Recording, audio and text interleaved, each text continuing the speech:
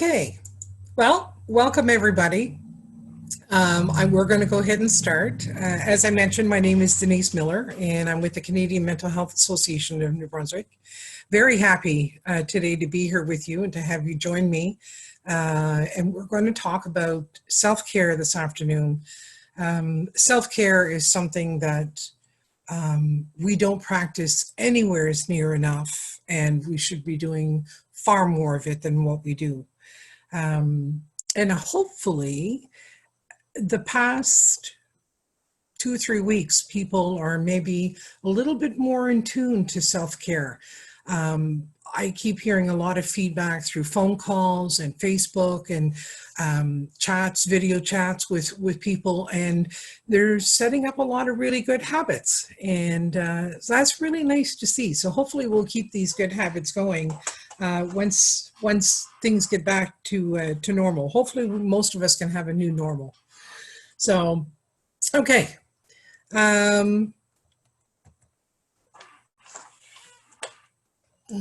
Just a second here.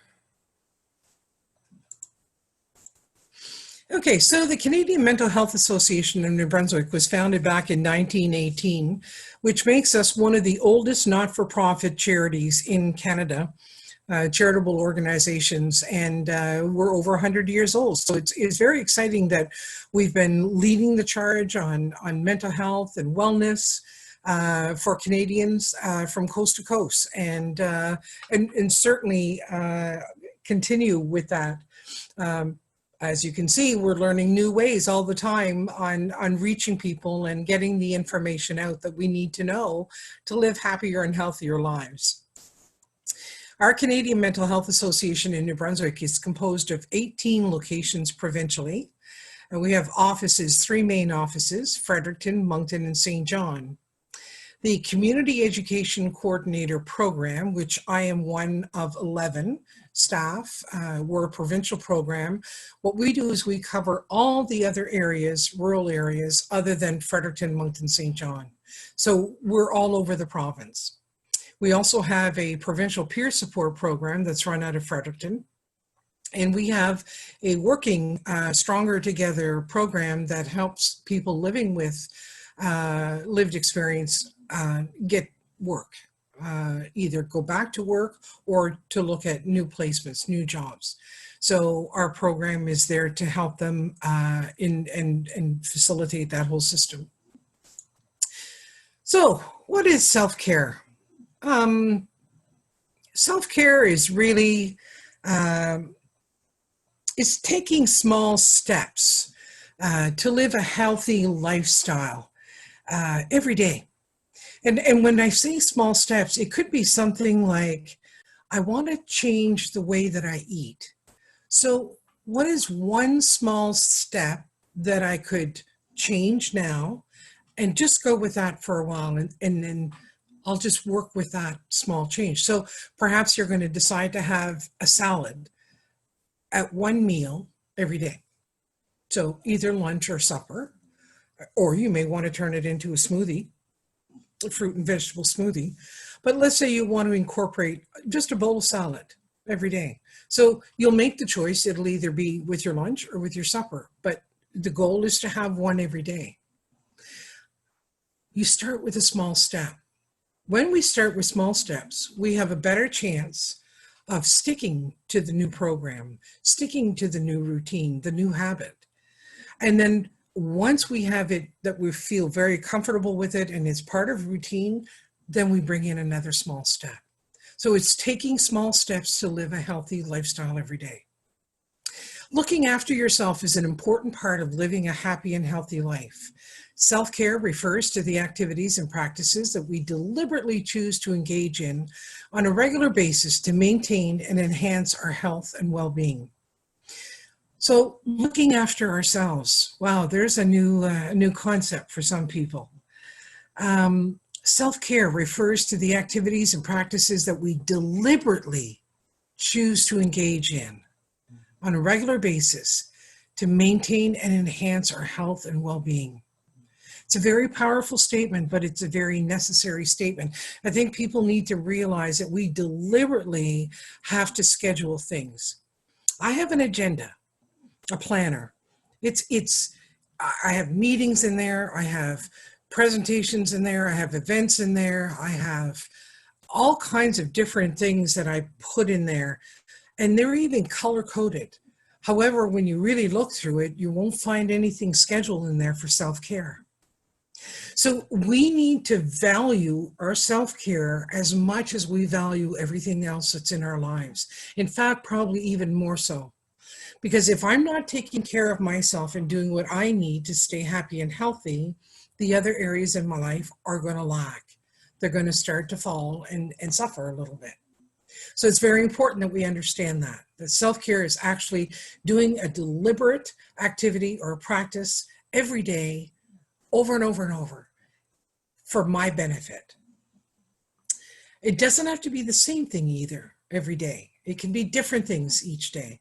So perhaps one day I really enjoy reading. So maybe one day I'm going to plan some reading time. I'll sit down with a book and a cup of tea in a quiet corner of the house, and I'm going to just sit and read. Perhaps the next day it's going to be to maybe go out and take a good walk. And maybe the following day it's going to be maybe a little trip to the spa and get a mani or a pedi. Just something different, but something deliberately for me. And the most important thing is to understand that self-care is not selfish. Self-care is mandatory. If we don't take care of ourselves and we don't give to ourselves, there's nothing left at the end of the day, especially for women. We're natural born caregivers. So we tend to care for everybody else in our lives around us, even acquaintances. We tend to give them more of our attention and affection and our care than we do ourselves. And at the end of the day, there's nothing left to give to ourselves. We're tired. We're worn out. We've done enough self-care, and we're the ones that suffer. But eventually it's going to catch up. It will catch up to us. And when that happens, it's not fun. So, what is self-care? It's seeking social support. Okay? So, and when I, it could be looking for that opportunity of chatting with other people. It could be the getting out that somebody needs to do every once in a while. It could be looking for other people to get involved in whatever it is that you're caring about, so that you're not carrying that whole load on your own. I have elderly parents, but I also have 3 siblings that live close by. So we all work together, to kind of be there and support mom and dad if they need it. So it's being able to offer those kinds of supports and receive those kinds of supports. Engaging in rest, relaxation, and recreation. Wow. Rest. I've come to realize after a lot of years that I need rest. I need a good 8 hours sleep a night if I want to be emotionally and mentally capable of dealing with stuff that goes on during the day. I need to have a good night's sleep. And if I'm not getting it, then I need to find out why I'm not getting it. Relaxation and recreation. We need to have passion in our lives. It can't be work, work, work all the time. There needs to be fun in our life. There needs to be something that makes us feel good to be alive. A purpose. And a purpose that, all of this, I work really hard and I'm saving and I'm doing this and I'm doing that and I'm doing all the right things. And it's all for things like this, to have the opportunities to be able to go camping or, to be able to take a little trip somewhere or do different things. Letting go of responsibility, guilt, and anxiety. Responsibility can be pretty huge and it can weigh quite heavy on us. So it's really important that we understand that responsibility, absolutely. It's good that we feel responsibility, but to know that most of the time we don't have to carry that load alone. We can ask others to step in and to step up and to help. And we do have responsibilities in our own lives and that kind of thing, but not to feel guilty if you weren't able to do something that you had hoped that you would do, or that you had maybe said that you would do. It's okay sometimes if we run out of time or we don't have enough time. Guilt is not a really good emotion at all, at all, at all, at all. It's not healthy. And I think we need to let it go. We need to understand and believe that we do what we can do, and that what we don't get done today will get done tomorrow, and that's okay. And it's okay to say no, but to say no, maybe that it's a win-win situation. No, I can't keep the kids this weekend. Your father and I are going away. However, I do know somebody who's looking for extra money, and she'd be great to keep the kids for you this weekend. It's saying no, but you don't have a reason to feel guilty. And then, of course, anxiety, letting go of anxiety. Worrying all the time, worrying about what could be, what might happen, what could go wrong, those kinds of things. That's taking a lot of energy out of you that may have absolutely no reason to be there at all. Try to learn to worry when there's a reason to worry. Feel and accept emotions. We're humans. We have emotions. And we can go through a range of emotions. If we're grieving, going through grief, for an example, we'll have anger, we'll have sadness, we'll have loneliness. We have all kinds of emotions. But in self-care, it's the same thing. We deal with guilt, we deal with sadness, we deal with isolation. We feel like we're carrying the world on our shoulders, and I'm the only one. If I don't do it, it won't get done. There's a whole lot of different emotions. Feel them, accept them, and then hang on to the healthy ones. But the ones that aren't so healthy, just maybe kind of put them aside and don't focus on them, and just keep going forward. Commit to taking care of yourself daily, all aspects of your health. The federal and provincial governments have been absolutely amazing in promoting physical wellness.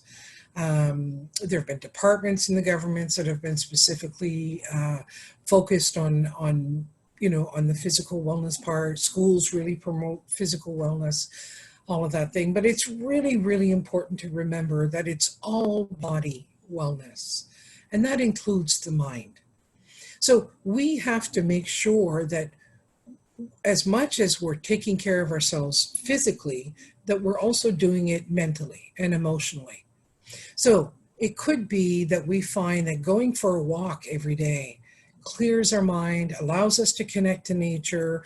It just opens everything up. It frees. You feel all the stresses of the day come off your shoulders when you're walking. You're breaking up a good sweat. And all these different things just play such a huge part in your emotional, mental, and physical wellness. So it's your all body wellness. Allow yourself to experience love, joy, pride, peace, beauty, and wonder. Again, that's where we're kind of going back into the different emotions and the feelings. We want to be able to make sure that we can experience all those things. Those are really feel good, to feel love, to experience love, whether it's with another person or it can be a pet. It could be a passion that maybe you absolutely love hiking. So maybe that's where your love is. Joy brings you a lot of joy to play music, to sing, to read, all different kinds of things. Have pride in the little things, the little accomplishments that you do, big or small. To find peace. How many of us today, well, maybe today, a few more of us have been able to find a definition of peace in our own lives. I know with what we're going through today, it's difficult for a lot of people. I get that. It's difficult for me too, but I'm choosing not to focus on it.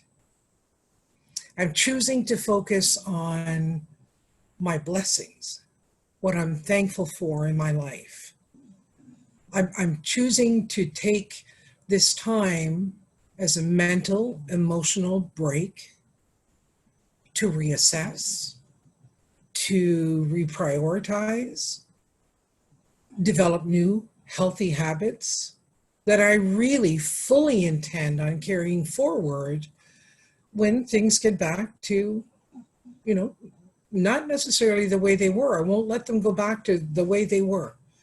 I mean, we all deal with issues of not taking enough care of ourselves and everything else. Responding to our physical, emotional, social, and spiritual needs. That's really what self-care is all about. When we're looking at taking care of ourselves, all of those things come into play. And when I say spiritual needs, I don't mean that you have to, be at church, once a week or twice a week and be praying, all that kind of stuff. That's for some people that may be what their spiritual need is. For others, it could be just going out and being a Christian every day. So being kind, being thoughtful towards others, doing acts of kindness, acts of charity. It's whatever that spirituality is that you're looking for. So for everybody, it could be a little different. Enjoying life. Wow, just to sit back and enjoy life. I have to say that in a different way, I mean, I'm still working. I'm working from home. We're working in a different way. We never did webinars before. We didn't reach out to the community in this way. It's been very, very interesting doing this, and it's been very successful. People are really enjoying sitting down in the comfort of their own homes and learning all about taking care of themselves. In this format. So this is working for us right now and for you, and that's a really good thing. It's all the different ways that we can find enjoyment in life. So for me, my life has changed. I'm not at the office every day. I'm working from home. But it allows me to put my supper on in the morning, and then at lunch I can go in and peek on it because I'm here. I take a walk every day at lunch now, where before at the office, and this was all on me. It's all on me because my employer certainly is one to promote health and wellness, but I would tend to just eat my lunch and work through my lunch, where now I'm actually getting out and taking a little walk at lunch. I didn't do that before. So it's finding different little ways of enjoying life again. I'm actually scheduling reading time.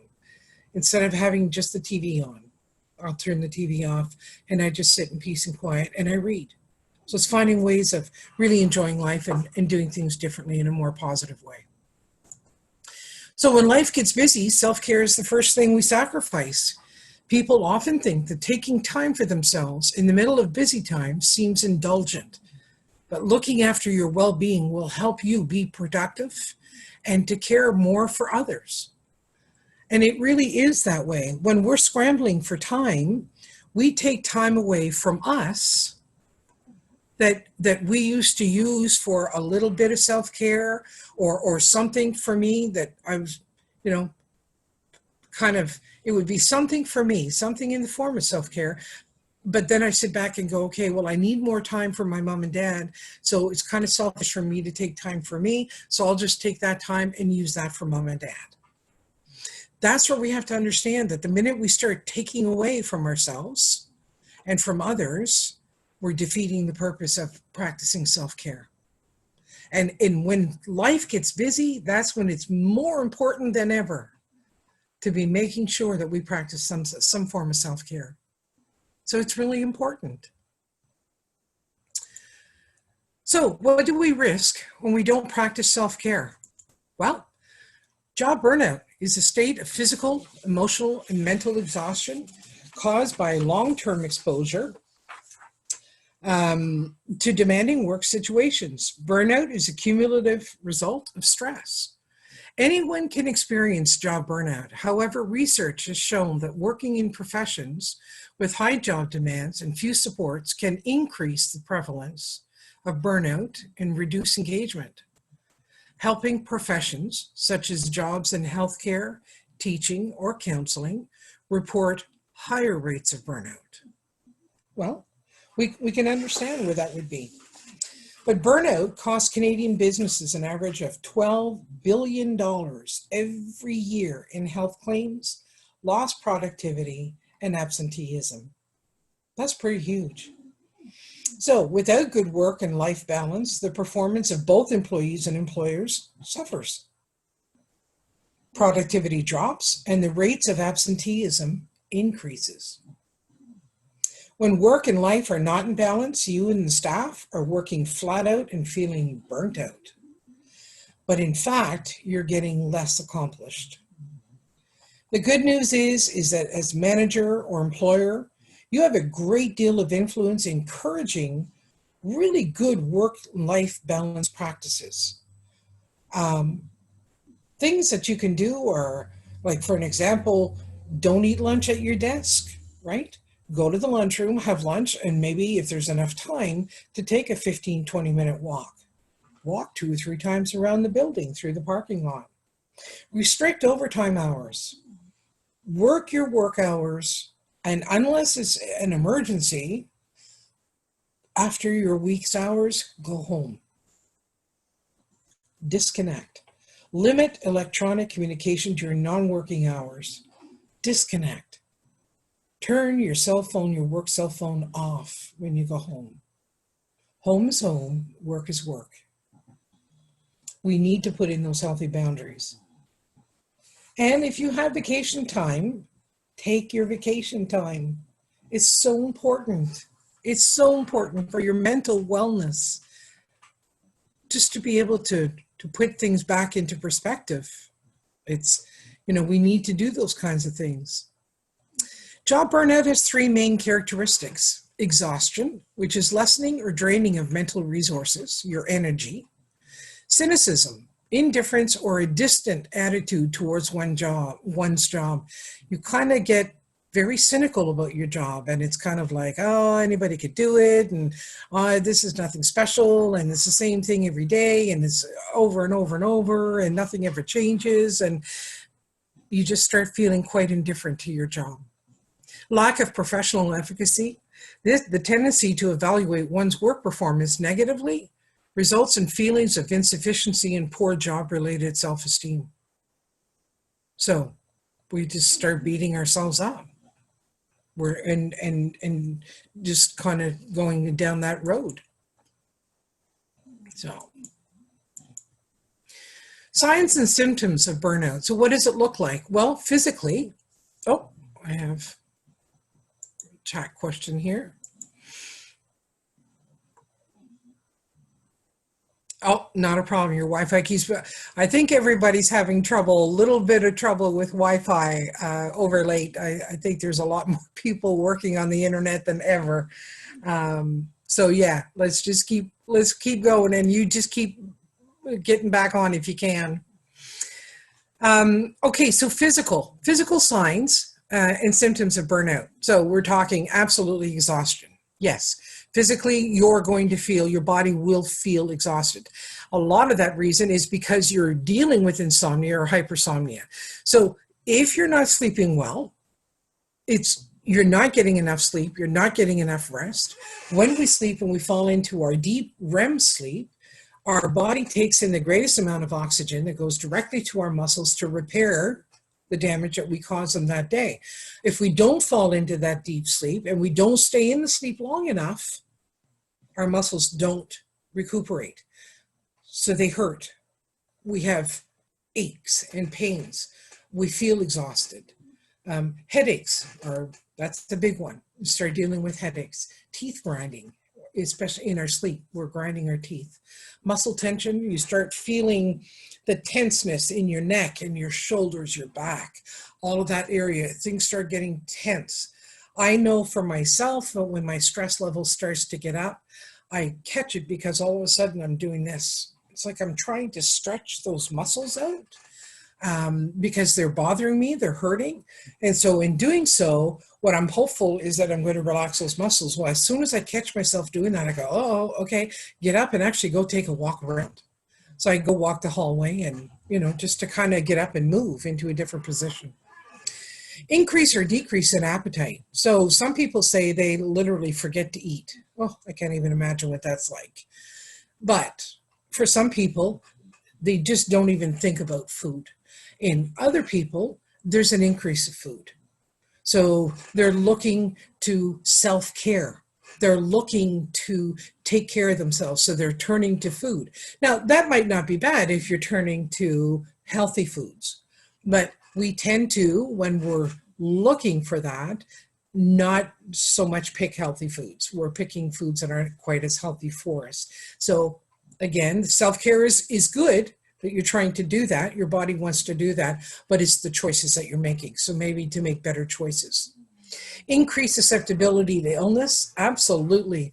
If we're tired, we're running on low, we're not eating well, we're not sleeping well, we're not taking good care of us at all, our immune systems are weak. They go down. And when we do that, we're more susceptible to illnesses. So we'll catch every flu, every cold, we'll catch everything that's going around. So when we're taking better care of ourselves, we really are physically healthier. Personal hygiene. A person who's suffering a burnout isn't going to take the time to shower every morning, put on makeup,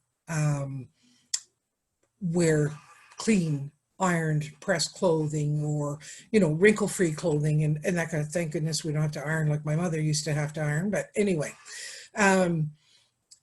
we have to make sure that when we're looking at the physical aspect, it really does affect us in so many different ways. Behaviorally, increased use of drugs and alcohol. We're using that to escape, to forget what it is that we're really dealing with. You have to stop and think about it, though in some cases we're almost creating another problem. We're not dealing with the reasons why we're burning out, we're feeling burnt out, and we're creating another problem. So we need to pay attention to that and really be aware. Absenteeism. Absenteeism is being at work but not really being there. So I'm here, I'm at work, but I'm only putting in about 50% of my mindfulness, my brain activity, my thought processes, my concentration, everything. I'm here, but I'm not all here. Part of me is still back home in bed under the covers where I'd rather be.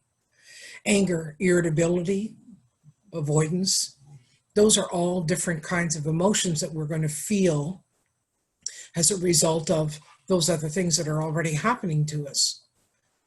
Emotionally, we're not sleeping, we're not getting enough sleep, we're not recovering from our muscle fatigue, all these different things. We're not as equipped emotionally to deal with things as they come up. So we're quicker to anger, we're quicker to be irritable, we tend to want to avoid things. That's going to create an impact on job performance. Absolutely. Our job performance is going to be lesser as a result of. We'll tend to blame others.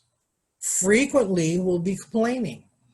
And it could be complaining about just about anything.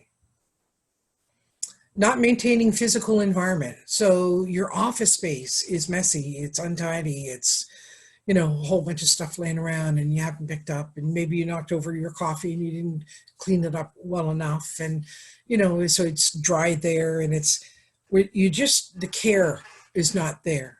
You seem to have lost the care. So another thing is the reduced ability to feel empathy and not be able to connect with people and to understand what people are going through and what they're feeling. And, because our attitude is very different. We might be dealing with some depression. Depression can sneak up on you. I went through depression a couple of months ago, and it had been coming on for a while, but I imagine that's what I preach every day, but I wasn't catching it. I wasn't seeing it in myself. I just kept pushing and pushing and pushing, trying to do everything in my day that I needed to do. And finally, it just came to a point where it was very apparent in me that there was a problem, and I needed to go for help. And I did. I had a good chat with my family doctor, and I started a medication, and wow, I feel 100% different. And it's really helping me put things in perspective. I'm thinking clearer. I'm feeling my mind is clearer. I'm better able to concentrate. And So we have to understand that sometimes there are things that we're doing in the run of a day, in the run of a week, in the run of a month, that is pulling us down. It's pulling us down, and it's difficult on us. And if we're not paying attention to it, it's going to keep hurting us until eventually it really hurts us. And in my case, that depression surfaced because I wasn't paying attention soon enough. I wasn't picking up on the signs. So it's very, very important that we stop and we practice self-care, and we pay attention, and we listen to our bodies, and we listen to our minds. We listen to that self-talk. We listen to all of that. It's very, very important. Psychologically, we can also be very cynical. We have a lot of resentment. We deal with anxiety. We know that we're not working to our best. We know that we're not treating people at the best way that we could. We know that we're struggling with a whole lot of different, so the anxieties are going to be there. Difficulty separating work and personal life. Absolutely. I know I've dealt with that over time. We need to be able to put in healthy boundaries between work and home, and say that work is work and home is home, and they really should not cross. But we need to put those healthy boundaries in place. We need to be the one that says, I'm not taking work home anymore, and I'm not taking home to work anymore. I need to create that boundary. Negative self-image, absolutely. Absolutely. That's huge. When you don't feel good and you're not thinking in a healthy way, your self-image, your self-esteem, your self-confidence is going to hurt. It's going to suffer. I know. Distorted thinking, all or nothing, and it's got to be black or white. There's no gray shades. 50 Shades of Gray. Okay, it's this or it's that, and that's it. That's the way that we think. We can't seem to step outside the box, and we can't be creative anymore because we're just not capable of it emotionally at that time. So the signs of burnout are pretty obvious. But if you're familiar with the signs of stress, these are very, very, very similar. Very similar. You could kind of go, it's basically the same thing except said with a little bit of difference. The odd word here or there. It's very important that we understand that and that we see how it affects us. You can only go so long at that speed before you've got to slow things down. So what causes job burnout? Well, one big thing is a lack of control. Unless you're the owner of the company or the CEO or the executive director, you may have little to no control over your job, how you do it, the way you do it, the things that are involved, the people that you work with, all of that.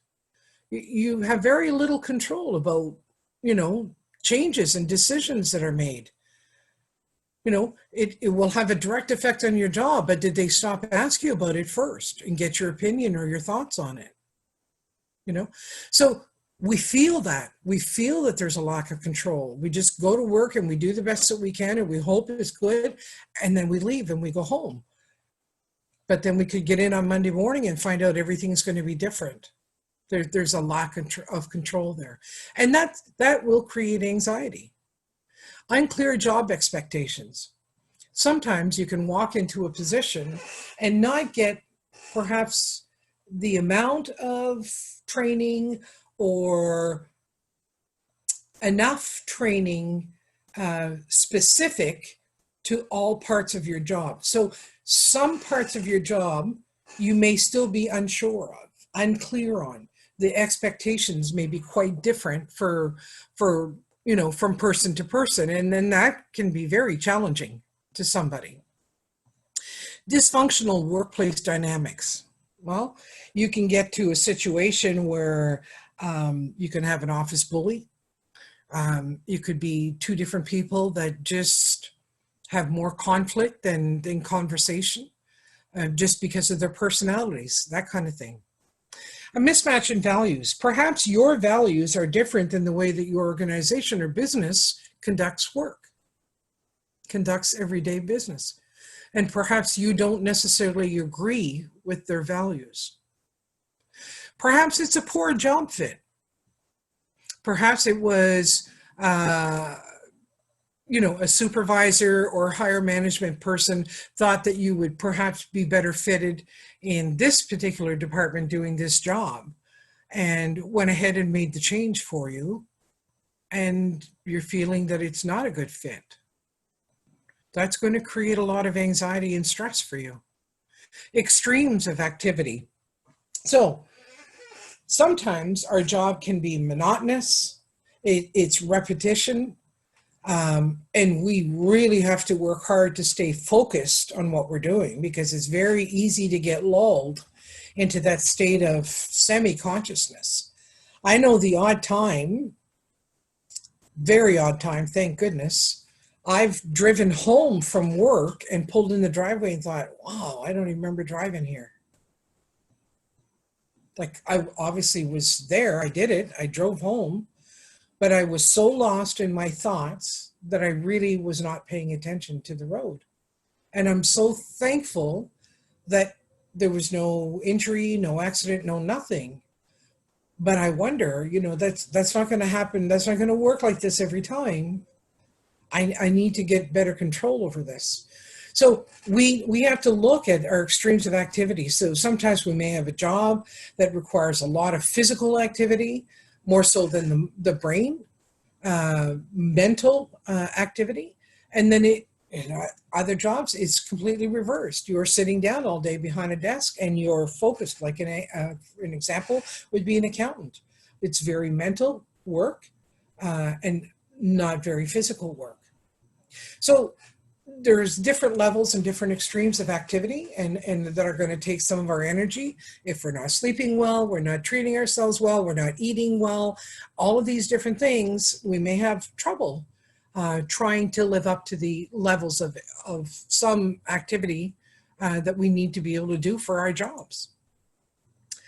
So factors that increase the risk of burnout. The feelings of pressure to complete high amounts of work.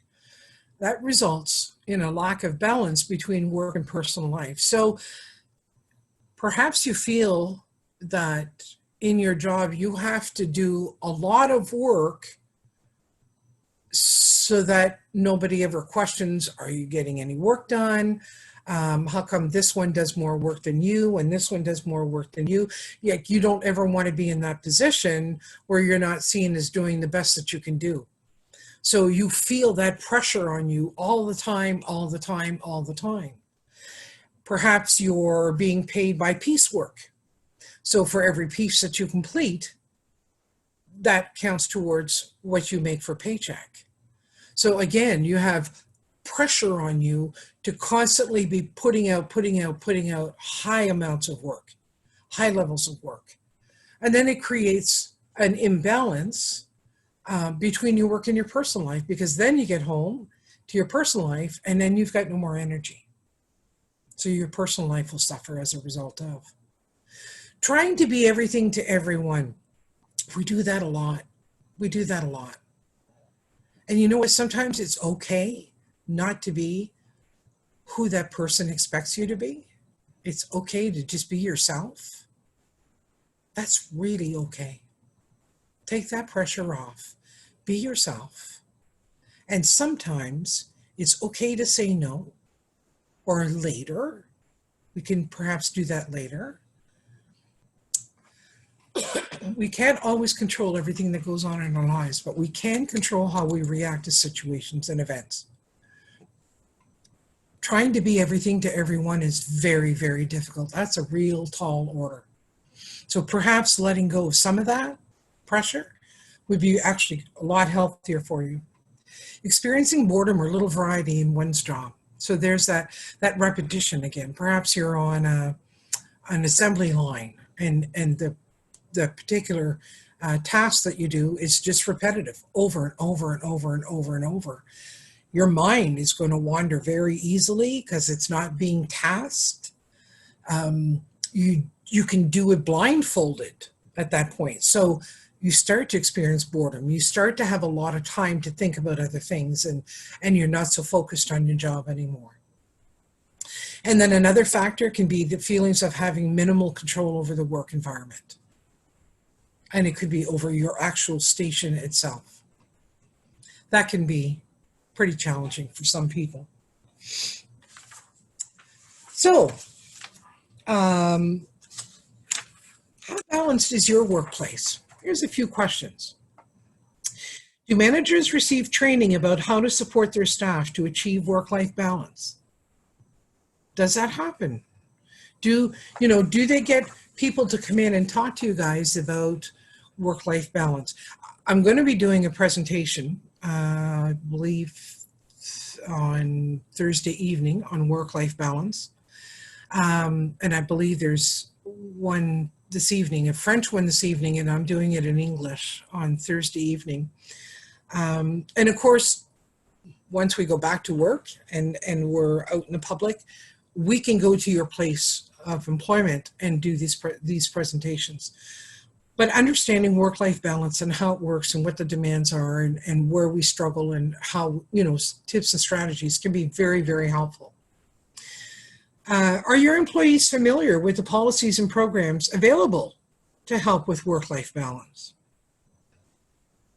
Does your organization provide flexible hours to help employees balance their responsibilities at work and at home?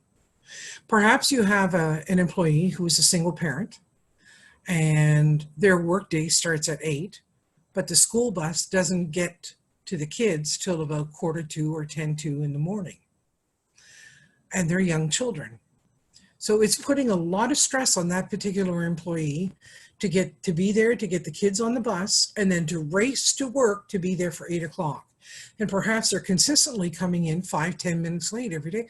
Perhaps it would take a lot of stress off of that particular staff person if you were to simply sit down with them and have a conversation and ask a question that, what if your workday started 15 minutes later, and either take 15 minutes off your lunch or work 15 minutes later in the afternoon, or miss a break in the morning, or to find a way to problem solve that through. That could be huge to that particular staff person. And then it creates a solution to a problem. Do your managers encourage staff to stay home with sick children or elderly relatives when necessary? So when the kids are sick, is it okay that mom calls in and says, I can't be in today because the kids are sick? Or are they scrambling trying to find a daycare or a babysitter that would take a sick child for a day because they have to go into work? Creates a lot of stress. Does your organization have a method to track employee satisfaction with their work-life balance? Is that something that comes up in conversation? Do you have monthly staff meetings where you could address things like that and maybe put out a questionnaire? All of those kinds of things are things that as an employer you can do to support your employees, thereby reducing the amount of stress that's on them, much better chance of not risking possible burnout in your staff. So caregivers reduced, or what is compassion fatigue? Caregivers reduce capacity for or interest in being empathetic with others suffering. So it's the loss of physical or mental well-being when we begin to experience, when we give of ourselves without renewal. So we're constantly giving the physical and the mental aspects of ourselves, and we're not putting anything else back in. So out of compassion, we're doing constantly for other people, but then we're becoming fatigued because we're not replacing that. We're not recovering that back for ourselves, and we're not reaching out and finding other ways to bring it back in. All caregivers are affected in some way, both in their personal or professional lives. So we have to understand that it affects everybody. Caregivers are big people. It's a huge industry that experiences compassion fatigue. That's very, very common for caregivers. So what is vicarious trauma? In our work, we may experience traumatic events directly or indirectly through secondhand storytelling.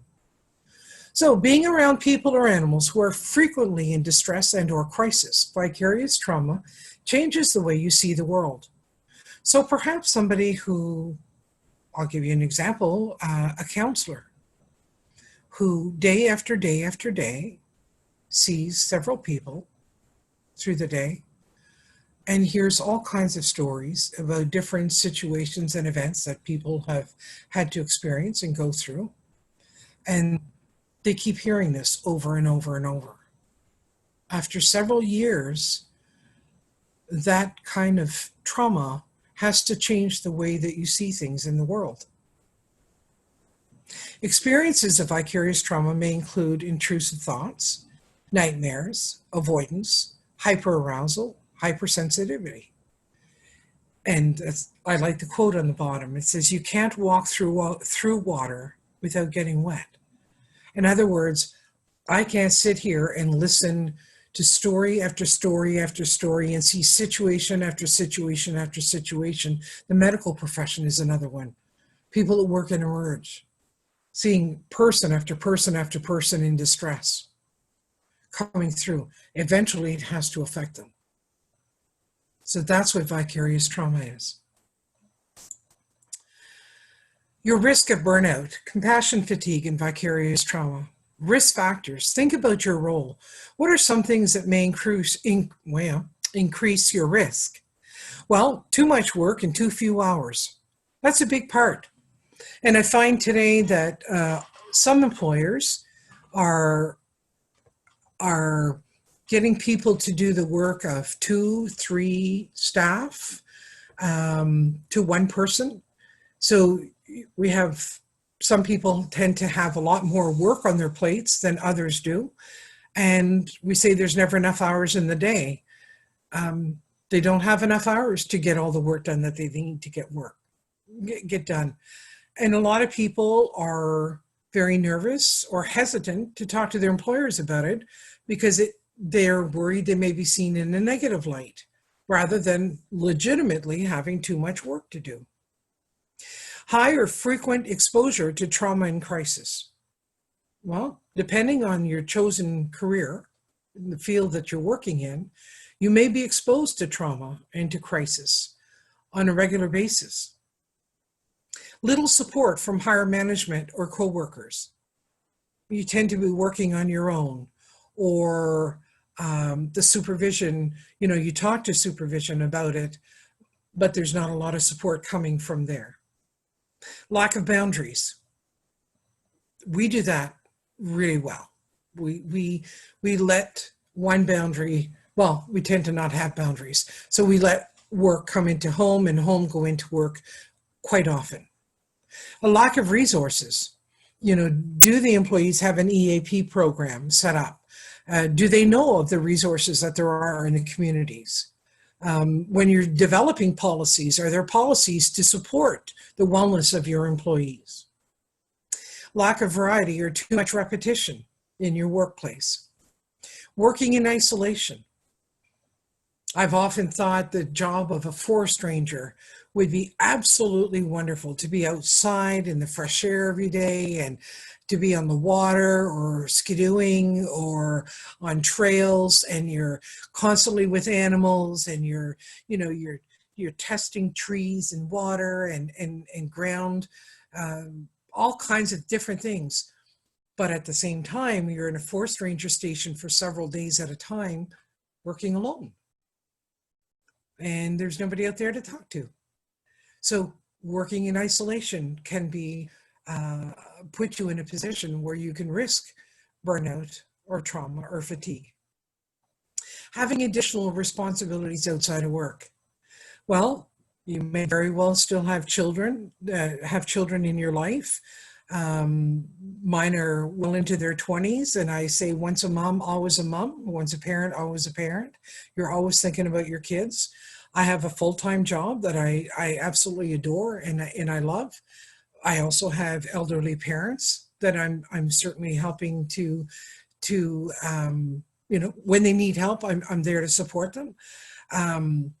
Also with the volunteering, there's a whole bunch of different responsibilities. It's not just work. In my personal life, I have responsibilities too, and I have responsibilities at work. And sometimes it just can build and build and build.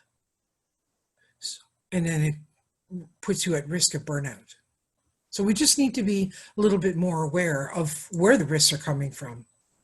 So how do we prevent burnout? Well, helpful strategies for avoiding burnout. A, educate yourself. Look for your cause. Figure out what the symptoms are and your own symptoms. I often say I worked with the behaviorists for a number of years in Ontario when I was working with people with special needs. And one of the things that we used to do when we were trying to work on a particular behavior, he would say, ABC, chart them.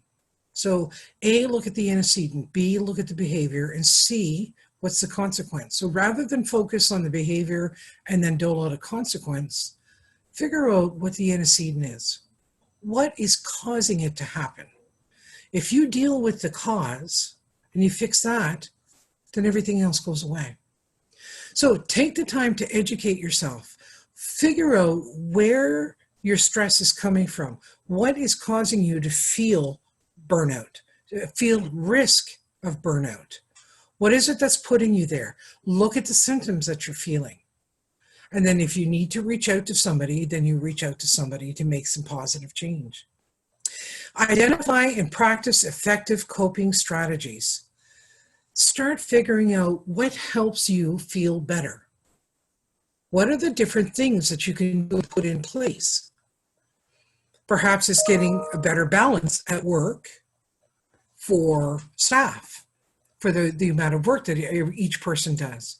Perhaps it's looking at things that you can do at home to take some pressure off yourselves. Learn ways to adapt your environment to decrease stressful situations. So if there's something that you do over and over and over, regardless of how often it happens, but there's a particular thing that you have to do, and it creates stress for you, is there a way to adapt it, change it, or eliminate it? Why do we bring stress onto ourselves when we don't really need to? But we need to be paying attention to it to get it, to see it, to recognize it, to make change. We can't change what we don't recognize. So if we start recognizing what's bringing those things to us, what's causing us to feel that way, then we can make change, positive change. Learn ways to recognize your own signs and symptoms. So like I mentioned earlier, when I feel the stress and it's in like all the muscles in my shoulders, my neck, everything gets really tight. I feel that tension and I start doing that. That's my sign that I should be picking up before. However, it gets me to that point that's where I pick up on it and I recognize that sign. So now I have a way that I can change things. I can adapt. I've learned to adapt. So I get up and I go for a walk around the hall, and the building that I'm in kind of does a circle, the hallway. So I just do 2-3 laps around and I feel better. It just gets me up and gets me moving. So contact and build a strong support network. So whether it's at home or at work, find the people in your life that are there that can be part of that support system to you. So if it's home, you may have a partner, you may have older children that can help carry the load, you may have brothers and sisters that can help you with the responsibility of aging parents. There could be a lot of different ways that you can make positive change and build a support network at home. But you can also do the same thing at work, is build that support network. If you find yourself that once a month, after you've done all your reports, you still got a couple hours left in the day, maybe you could reach out to one of your coworkers who has a workload like you and say, hey, I can take that off your plate. I have time. I can do it this afternoon for you if you'd like. I have some extra time available. So by you doing that for them, they'll turn around and free up some time at some point for you and be more willing to be support to you. That's all we're trying to do. We're not trying to find people to replace us. We're trying to find people that can support us, and we can turn around and also support them too. It works both ways. But sometimes you just, by knowing that you have a support network, you don't feel like you're carrying the load alone. It makes all the difference in the world. Ask for help. No, I jumped ahead, sorry. Practice regular self-care. Self-care, self-care. It's so important, people. We are doing it. We're doing way better at it this week, last week, whatever, than we were a month ago. We're doing way better. We need to keep the practices going, and we need to look at other things that we can do to bring in self-care for ourselves. And once things get back to normal, please be aware of the self-care. And are you just going to forget about all the good changes that you just made and go back to what you were doing before? Because think about what it was like before. And think about how nice it is now. And figure out how you can incorporate the two and make them work together. We can do that for ourselves. We can be kind to ourselves. Enhance your time and stress management. Absolutely. Absolutely. When we're better organized, our stress management is better organized. We're dealing with things more effectively. I know for me, I'm the type of person where I need to be organized. I function better when I'm organized. Some people might say I go a little too far with organization, but that's just the way I am. I just feel more comfortable when things are in order. So I wouldn't say I'm obsessive about it, but I do like order, consistency. I like knowing that I can open my agenda at any point and go, oh, I've got 3 presentations and 2 meetings this week just by looking at the color coded. I don't have to read anything. I just can see it at a glance. So for me, my time is very valuable to me, and I'm going to get the best out of it that I can and make it work for me, so that I don't feel like I have to take work home, and I don't feel that I have to bring home to work. That's kind of a key. Ask for help when it's needed. There's no shame in asking for help. And you might be really surprised if you start asking for help, how many people might turn around and ask you back for help. Everybody's struggling today. You're not alone. I can assure you you're not alone. Whether it's work or home or both, we're all struggling. We're trying to keep up. We have very, very, very busy lives. And we're trying to keep up with everything. So I think because we've been forced to slow down, I think it's been a good challenge for people to slow things down. And I think people are really receptive to how they're feeling. I think people are feeling better, especially emotionally. So I'm hoping that we learn how good this is for us to practice self-care, how healthy it is for us, and that we carry it forward. Improve your work-life balance. That's what we're working on, right? We're working on trying to find that balance. So again, it's being creative. It's really taking a look at it. We can't fix what we don't recognize. So, and when I say recognize, you sit down and you figure out what it is that's going wrong, and you work at it. You build a plan, and then you work at it. And if you need help to carry it through, then you get help. That's okay. Practice detachment from work. So when you close the office door and you're walking out of the building towards your car and your drive home, you need to transition from work to home. Create that boundary. Detach yourself from work. Put the cell phone away for the night. If it's a work cell phone, put it away for the night. You need to detach yourself. You need to have that separation because it's a responsibility. It's a weight. It's a stress that's on your shoulders if you don't disconnect, if you don't detach. You're carrying it with you all the time. Learn to know yourself. Learn to recognize and see the signs in yourself. I preach it, and I still struggle with it. So we have to work at it. It's not just something that, I snap my fingers and now it's all going to come together. No, it doesn't work that way. We really have to work at it. We have to pay attention. We have to listen to our thoughts. We have to listen to that self-talk. That self-talk is ongoing from the moment we get up in the morning to the moment we go to bed at night and fall asleep. It's there all the time. In fact, the whole time that I've been talking to you, the things that I'm saying, your self-talk is going through it in your mind and seeing how it applies to you. Does it affect you? Are you similar to what I'm saying? Can you relate to what I'm saying? That self-talk is ongoing all the time. But we have to recognize that some of that self-talk is not always super healthy for us. So we need to start listening more to our self-talk and picking up a lot of the stuff that we're saying and thinking. So we need to learn to know ourselves better than what we do. I often say to my husband, I know him better than I know myself. It's true. I seem to know how and what he's going to think before he does, yet I can't do that for me. I need to turn that around. I need to change that around. I need to be more in tune to me.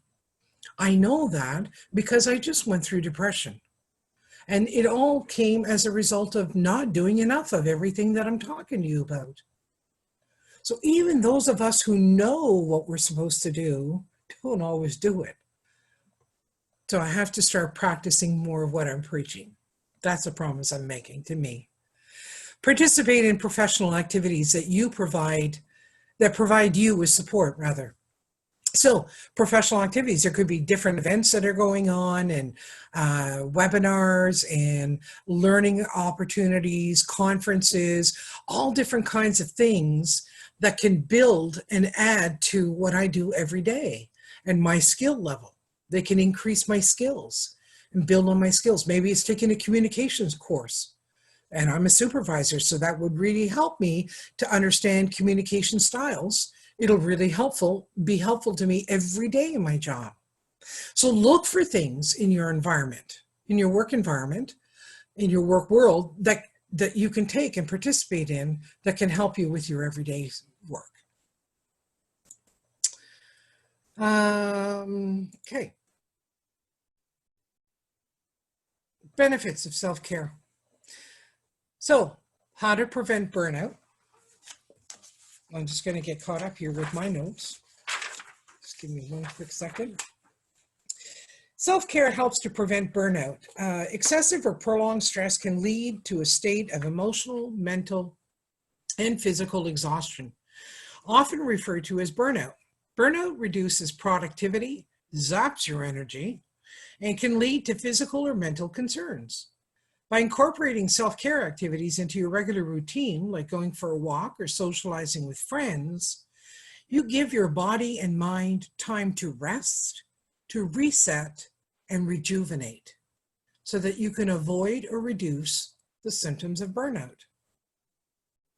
Self-care helps you to maintain a healthy relationship with yourself and others. Doing things that make you feel physically and mentally good boost your confidence and your self-esteem. When you feel good, you're happier and better able to maintain positive relationships with family, friends, and with coworkers. By practicing self-care, you also demonstrate to people around you that you know how to set healthy, functional boundaries, which set a great example and also help to align the expectations of you. Self-care makes you more effective. When you take time for yourself and give your body the food, rest, and activity it needs, you will actually have more energy to meet the demands of daily life. Much like refueling the engine of your car, self-care activities refuel your body and your mind. Bringing more balance to your daily routine will help you be more productive and more resilient to stressors that happen every day. So, how do I build a self-care plan, you say? Well, we're going to brainstorm. We're going to brainstorm things like personal. What are things that I could do to increase my self-care of myself on a personal level? Well, perhaps taking a bath, maybe a nice, long, hot, relaxing bubble bath. Doesn't that sound just lovely? And you watch the bubbles burst and you think of all your little problems and worries that you have, and each one is a bubble and it just bursts and you feel freer and freer and freer. It's so lightening. It lightens your load. Maybe getting a massage, maybe applying body lotion, getting a haircut, practicing yoga. Yoga is so good for the mind and body. So good for mind and body. Going for a walk, eating a good meal, being mindful about it. There's another one, mindfulness. You really have to check out our webinar on mindfulness. It's really being in the moment, not thinking about tomorrow and all the things on your to-do list and even the stuff later on today. It's just being right here, right now. We're doing this webinar, we're enjoying it, we're learning, we're thinking about this, and we're seeing how it applies to our life. We're not thinking about everything else that's going on. We're just right here, right now. This is being mindful. This is so important, so huge. Eating your favorite food, lighting candles in the evening instead of putting lights on. Keeping a journal. Journaling is so healthy for you. Gardening. Gardening can be so fun, so delicious if you're doing vegetables and fruit.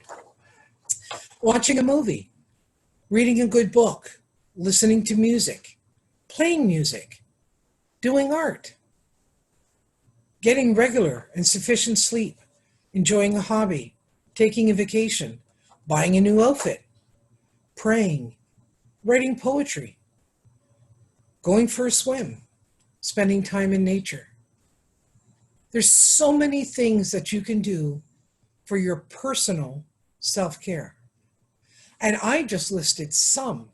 There are probably some that you thought of that I didn't mention. So you can imagine how many things that we actually can do for ourselves for self-care.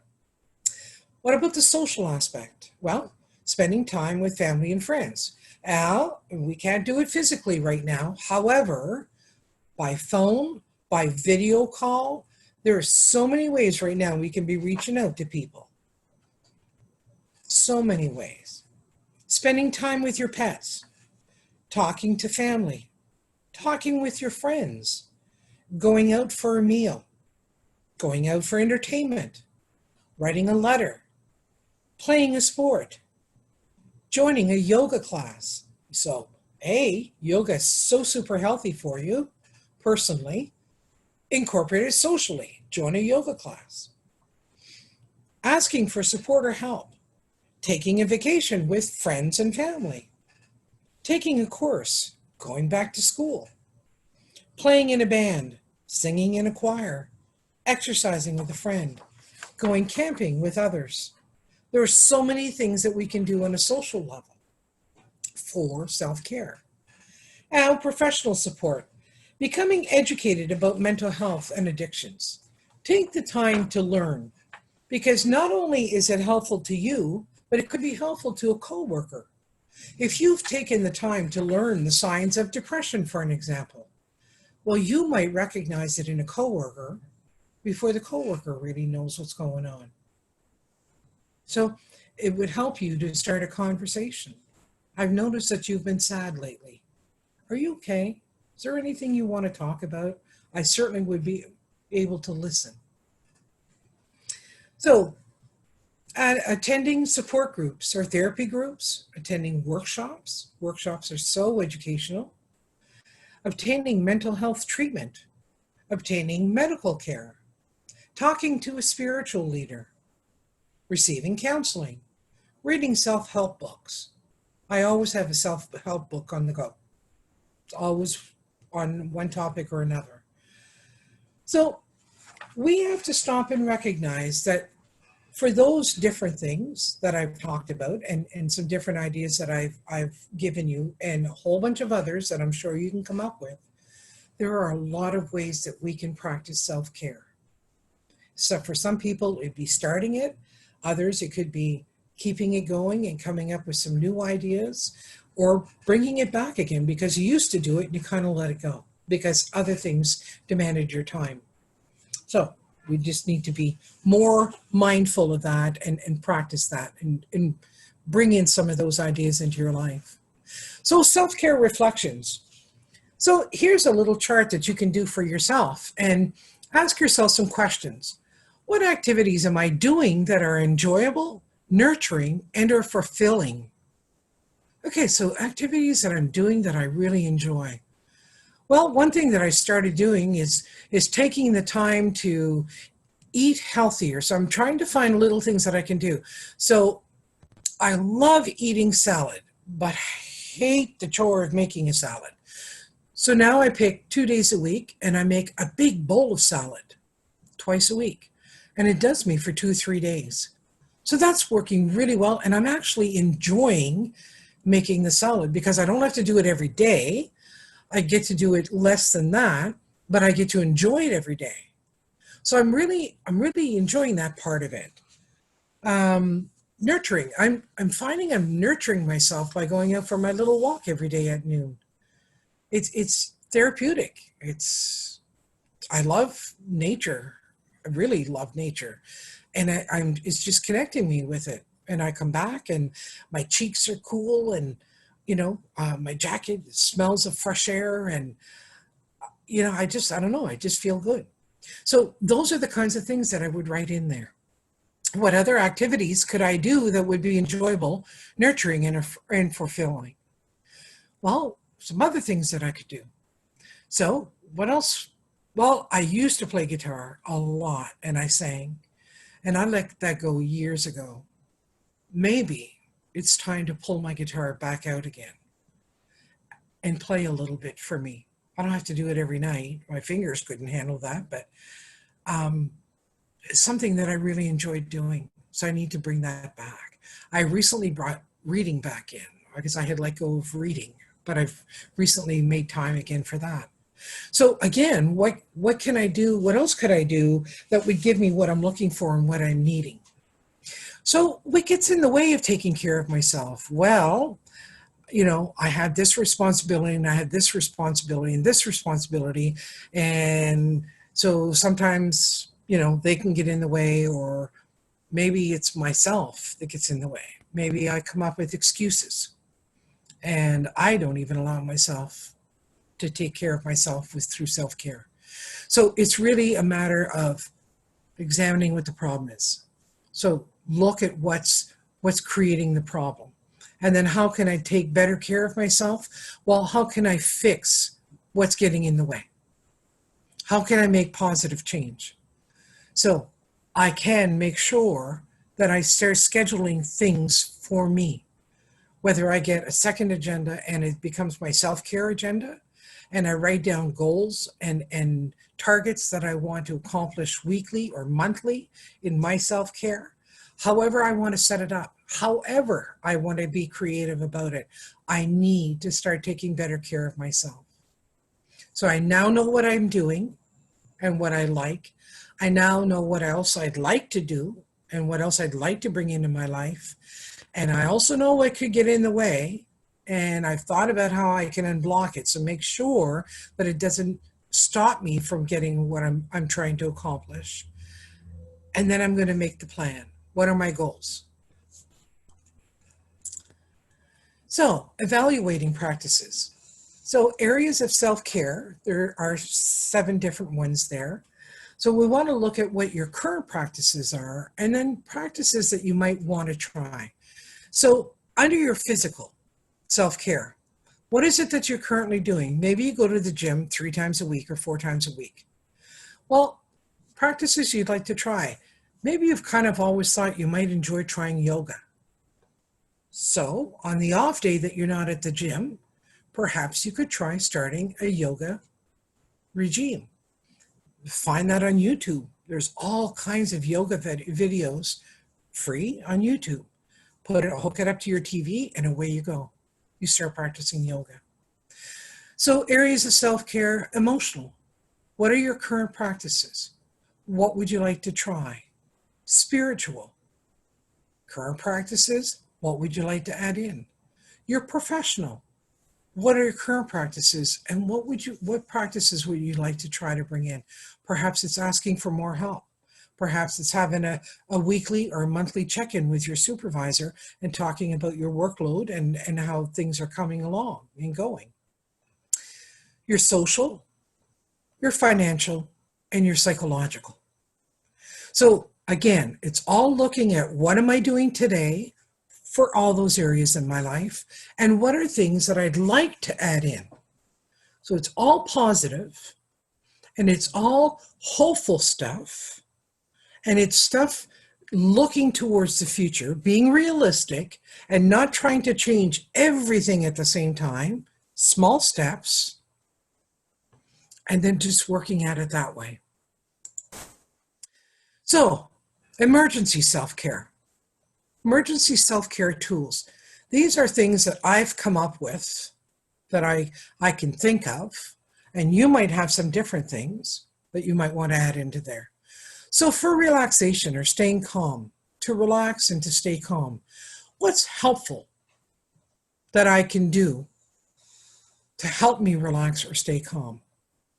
Well, to relax, like I said, when I get the tense muscles, first thing I do is I get up and I move. I get up and I walk, so I'm swinging my arms, I'm stretching my neck out, and I'm helping all those muscles to relax, okay? What would be harmful, what to avoid, would be to continue sitting there and doing what I'm doing and not get up and be mindful and go take a little walk and do some stretching. Self-talk, what's helpful? What's helpful for me with my self-talk is when I stop and listen to it. And I listen to what I'm saying, and then I either correct it, I park it, or I embrace it, depending on what kind of self-talk is coming, whether it's positive or negative. So what's harmful is when I don't check it. I don't pay attention to it, and the negative self-talk is pulling me down, and it's harmful. It's hurting me. Social support, same thing. What's helpful with social support and what's harmful to me? With my mood, what's helpful? What improves my mood? What helps me become more positive rather than negative? And then what hurts me? And resilience. Resilience is one of the best words that they've ever come out with in the English language. Resilience just means that you can get knocked down, get back up, and go right back at it and keep at it until you get it. I was asked once to explain resilience to a group of students, and I thought, wow, are they even going to understand what the word is, the definition of the word? So when I get in there, I ask the kids, if I ask somebody to give me a definition of resilience, could somebody here give it to me?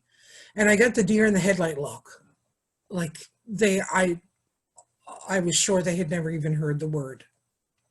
So I said, well, I'm going to give you an example of resilience. Think about the birthday that you had, and you get $20 from your grandmother.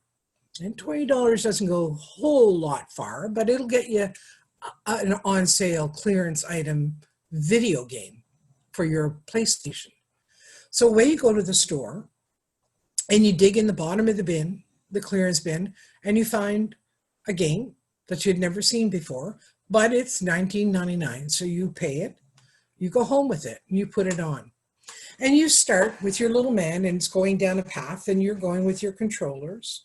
And all of a sudden, something comes out from the right, hits you, knocks you down, kills you. You got to go back to the start and start again. So you're going along the path again. And this time, just before you get to that spot, you dart over to the left. And sure enough, the thing from the right comes, but misses you. And you get to go further. But then something comes out from the left and gets you. So you keep doing this over and over and over till eventually you reach the end of level 1 and you move on to level 2. That, my friends, is called resilience. So what is helpful to our resilience? What is helpful for me to do? What is it that I do now that's helpful in my resilience? The biggest thing that I have done, because I was always a very negative person, and I've been working very hard on trying to change that, turn that around, is that I look at things now, I try very hard when things happen to say, okay, it's not what I expected the outcome to be, but it's what it is. So how do I take this now and make this work for me? So I'm trying to be more resilient rather than getting caught in the harmful thought processes of, oh, here we go, bad luck again. If I didn't have bad luck, I'd have no luck at all. That's what I used to do, and that's harmful to me, having those kinds of thoughts. But if I can turn things around and become stronger in my thoughts and more positive in my thoughts, it helps me build a resilience. So those are the kinds of things that we need to do. When we're looking at taking care of our self-care, we need to find ways to help ourselves be better at the good stuff and do less of the not so good stuff. And it's really trying to focus all of that and in turning all of that around for really our own benefit. So, what if I'm too busy? Wow, isn't that a convenient excuse? And a lot of us today would say, well, it's not an excuse. I'm really very busy between work and home and the kids and all their sports and their music and all the different we need to stop and slow down a little. And I think this new change that we've had to undergo over the last few weeks is hopefully an eye-opener for a lot of people. That we need to slow things down a little bit and enjoy life a little bit more than what we were. I think we're finding new passions, and we're happier, and we're feeling a little bit more rested, and we're feeling a little bit more adjusted. And hopefully we can just kind of carry that forward. So if we're too busy, we need to make time for it.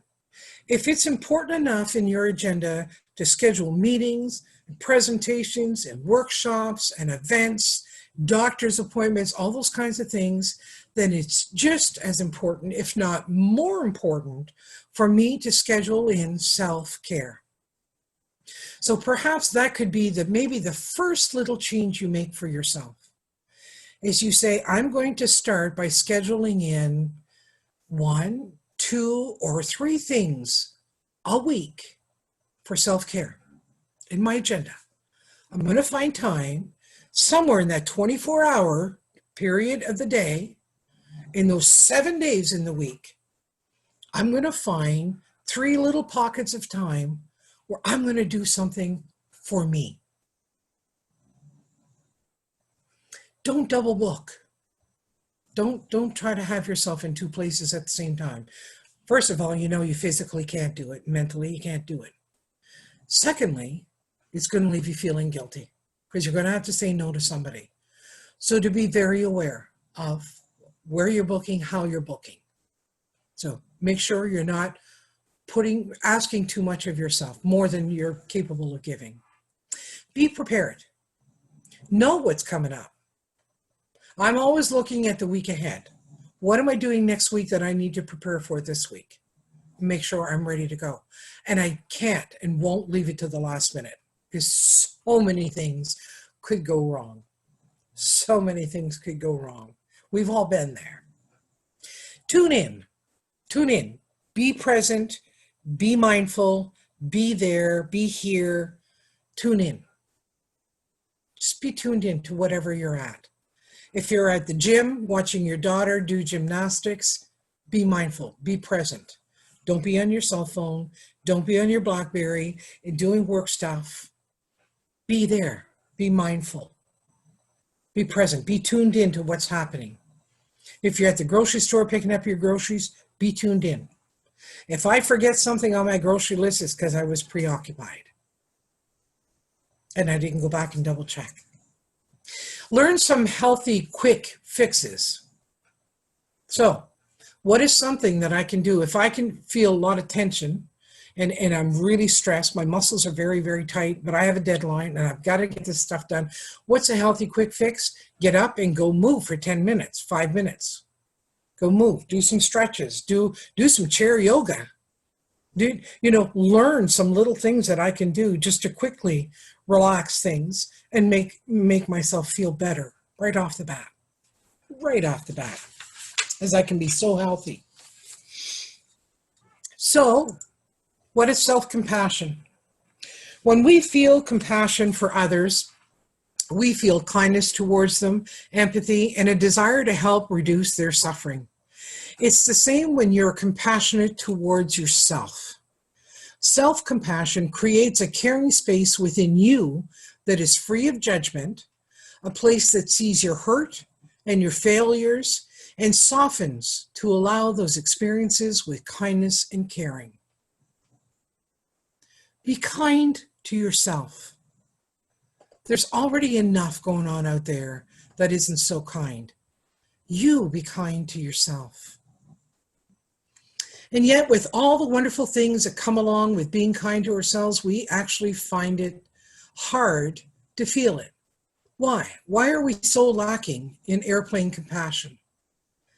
For an example, when the flight attendant does the safety presentation, they talk about the oxygen mask and the importance of putting on your own before you help somebody else.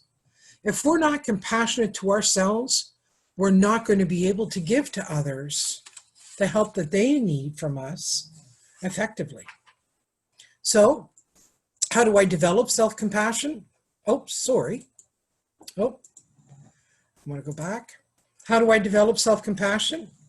Well, we learn to have self-compassion. Some people come by self-compassion naturally, but not everybody does. So luckily, it's a learnable skill. Several methods have been proposed and training programs are being developed to help people discover and cultivate their own self-compassion.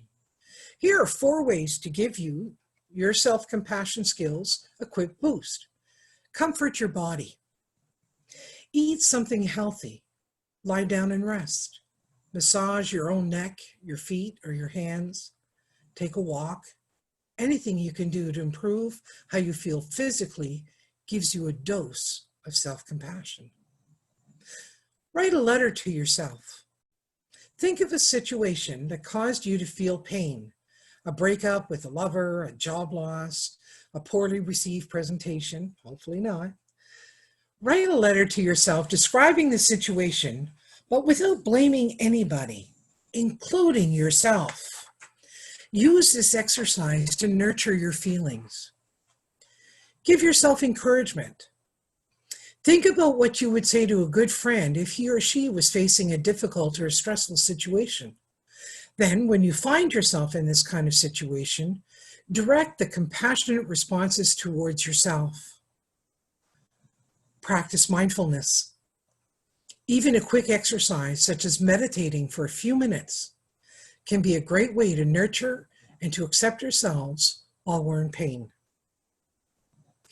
So I'm hoping that you've learned something today, that I've been able to share with you some information on self-care, and that we continue the better practices that we've been doing the last 2 or 3 weeks, and we keep moving them forward, and we keep them in our lives. And we keep bringing more things, and we change things, and we invent things, and we just keep being kind to ourselves. I often sign off my emails, "Have a kind day." And I genuinely mean that. I want everybody to start being kinder to themselves and to others. It's not asking that much. And I think when we face things like this, we realize how important and how valuable each of us really is to ourselves and each other. And I think it's important to remember those kinds of things. So we're pretty well at the end of the presentation. I do want to ask you, we have a survey. It's only got 8 short questions on it, and we ask that you stay on just to complete the survey, because that helps us in choosing other topics and things that you might want to hear more information about, and it allows us to get those set up and put those webinars on for you and get some feedback from you. And Angela is also, she's on there with me. She's one of my coworkers. She's going to post some links on there for you to our website, our Facebook page, and to our YouTube channel, which has other webinars that have already happened. You can go and take a look at them and participate in those and listen to those and learn. And then I'm also here to ask you if anybody has any questions. The last time the survey just brought me to a page where I could buy a survey. Oh, my goodness. Mary, I don't know what happened there. Perhaps we'll try it again. And we'll see if there's, yeah, I'm not quite sure what happened there. So let's try it again. Angela's going to put that up and then we'll be able to go. But in the meantime, before we do that, does anybody have any questions, or is there anything you want to share about what we talked about today? We can, you can share either through the chat, or you can ask me a question through question and answer, or you can raise your hand and we can help you out that way. So whatever you'd like to do. Mary says, I found your seminar very good today. Love your feedback on each part, as last time they just read the slides. Okay, well, there you go. Thank you very much for that. I appreciate that. And I've always got something I can share. So, need to stay on until the host closes the webinar? Yes, absolutely. So please stay on until I close the webinar. And that way it'll allow you to do the survey. So any other feedback? Mary, thank you for that feedback. It was very much appreciated. Also want to know if the mindfulness will be done in English, as only French is available now. It will be. If it hasn't already been done in English, it will be done in English. I know there's a couple that we haven't gotten up yet. We're still loading them. So keep checking the YouTube channel, and Angela's already posted those links for you. So keep checking those. And you can also like and sign in to our website and our Facebook and our YouTube channel. And then every time something gets posted new, you'll get an update on it, and then you can go check it out. But definitely mindfulness will be done in English. I have no doubt it'll be done in English, so yes. So does anybody else have any questions or feedback or anything else that they'd like to share? Why do I feel anxiety during the webinar, even if I enjoy them? Lynn, a lot of that is probably the biggest thing is that we recognize ourselves sometimes in some of the things that we're talking about and learning about. And sometimes it can feel a little overwhelming when you start realizing and seeing yourself through those things. You need to catch your breath. None of us are perfect, and all of us feel anxiety on a day-to-day basis. I'll be honest with you, I'm sitting in my office and I'm working away and my phone rings, and as I reach over, call display shows it's my head office calling. My heart starts to race. I start to feel a sense of panic, and I go, oh my God, what did I do wrong? Why are they calling me? That's my first thought, okay? So we all feel anxiety a lot, daily. We do feel anxiety, but it's not anxiety, the illness, not necessarily. For some people, anxiety is truly an illness. But when your anxiety can come and go, when it's kind of a situational thing, like it was the phone call, but the minute that I answer the phone and it's my boss and she says, hi, I'm just checking in to see how you're doing. I've noticed you've got a whole bunch of work done and you got some stuff coming up and everything else, and I'm just checking in just to see how you're doing. Everything in my body starts to relax. That's just a symptom of anxiety. It's kind of it's not true anxiety. If it was true anxiety, the feelings would never leave me. They'd be there all the time. So to recognize that we feel a little bit of anxiety or a little stress or a little tension or a little nervousness, we may see things that we want to change and we're scared of change. We may see things, issues that we have coming up and we don't know the answers to them. It may cause us different feelings of anxiety, but to take a deep breath, to start thinking things through, to look for causes rather than waiting for a situation to happen. What is it that sets off a particular behavior or a particular event or something that causes you to feel anxiety? What's the cause of it? What sets it off? When you start looking at things like that and putting your energies there and dealing with those, you're going to feel those anxieties go down. Does that help at all? I hope. As long as we're trying, we have the opportunity to make a change and to make a difference. If we don't try, we'll never change and we won't make any difference, right? So we keep trying. And through trying, remember we talked about that resilience. So you try one way, and if it fails, then you try another way. It's called resilience. And you dig and you'll find that resilience in you. And you have to keep picking yourself back up and going back at it again until you get it figured out. And it really is, it's mind over matter. And you understand it's okay to feel tense.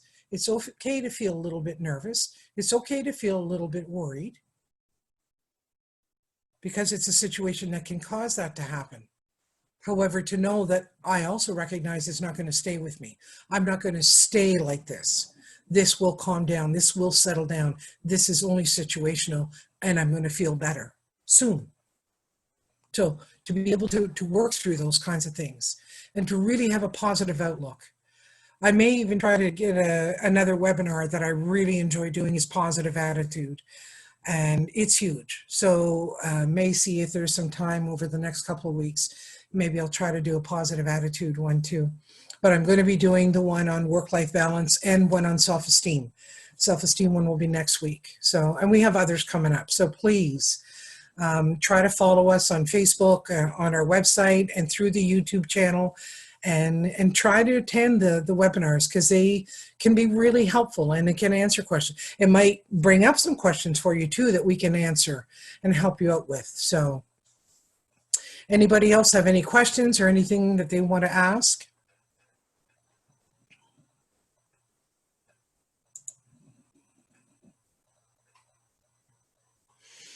Okay, Mary Lynn says you should do all the seminars. Love the way you respond to each topic. Thank you. That was very nice.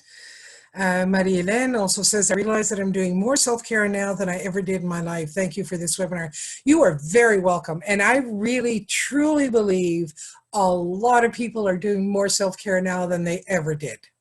I really, really believe that. And I know it's a horrible thing that we're going through right now, and it's sad, and we're really hoping that this is over quicker, sooner rather than later, and that we don't lose anybody else, and that people can get over it, you know, quicker and not be quite so sick. But it's also created a more mindful society, and hopefully we'll be kinder, more loving and gentle, resilient people when this is all over, and we can take this and go forward and look what we're teaching our children. I mean, it's amazing. So yeah, I think we're all doing really, really good. All right.